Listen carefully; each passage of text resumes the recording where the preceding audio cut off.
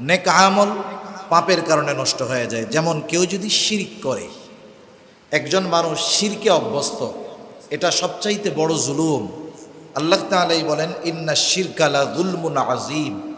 শিরক এটা মহা জুলুম, মহা অন্যায়, মহাপাপ। সবচাইতে বড় পাপ হলো শিরক, সবচাইতে বড় জুলুম হলো আল্লাহর সাথে শিরক করা। এখন একটা মানুষ শিরক করে, সাথে সাথে সে আমল করে, অনেক নেক আমল করে। আল্লাহ তাআলা কি বলেন? লা ইয়াহবাতান্না আমালুক।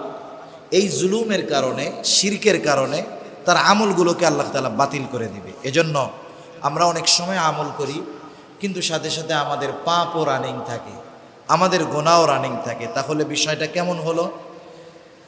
ছিদ্র কলসে পানি ঢালার মতো। আমি পানি ঢালতেছি ছিদ্র কলসে, যতই ঢালি না কেন ওইটার ছিদ্র থাকার কারণে ওই পানি ওখানে স্থায়ী হবে না, দাঁড়াবে না, থাকবে না। ওটা